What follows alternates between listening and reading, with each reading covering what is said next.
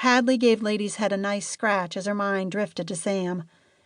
It was impossibly hard loving someone you couldn't have, but she'd been doing it for so long that it was just a part of who she was. She kept the feelings to herself, never having the courage to speak them out loud.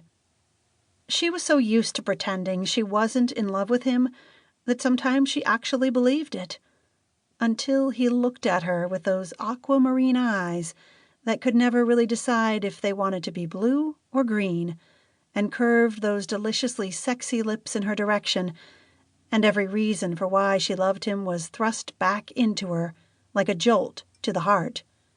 Many nights were spent dreaming those eyes would one day look at her and see past the girl who used to chase him around the farm and instead recognize the woman she had become.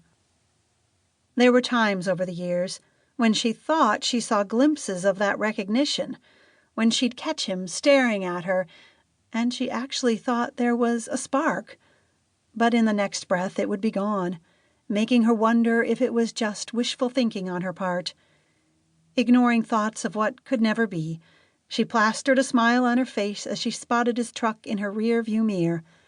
She slid out and greeted him with a wave, pretending not to notice the casual ease with which he walked, how his jeans fit him in all the right places, and how his shirt hugged muscles she knew damn well were even more impressive beneath the material. He tapped the bumper of the truck as he approached. "It amazes me this thing is still running." "Shh," Hadley said, giving the truck a tender stroke. "She can hear you." Sam slapped a hand over his chest. "My sincerest apologies.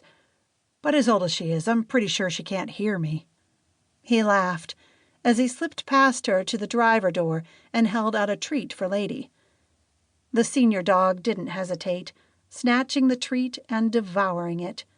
Her tail wagged with blissful satisfaction as she licked her chops before nudging Sam's hand. "Hate to break it to you, Hads, but I think your dog has a crush on me," Sam said, and she rolled her eyes with great enthusiasm. His lips slipped into that effortless smile, revealing the slight gap between his teeth.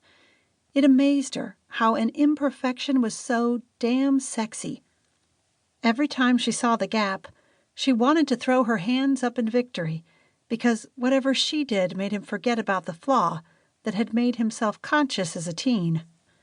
Ridiculous, since in her opinion it only made him that much more attractive. "You think everyone has a crush on you." "That's because they usually do." Not that she'd ever admit it, but he was the hottest bachelor in town, especially now since all her brothers had been paired off, and every woman wanted him. The problem was, most of them had him. It didn't make him a bad person, since he never lied about who he was. He'd be the first person to call himself a man-whore, and wouldn't feel an ounce of shame. Women knew what they were getting into with Sam, and if they thought they could be the one to change him, then that was on them. Still, Hadley secretly dreamed that one day she would be the one who tamed the beast.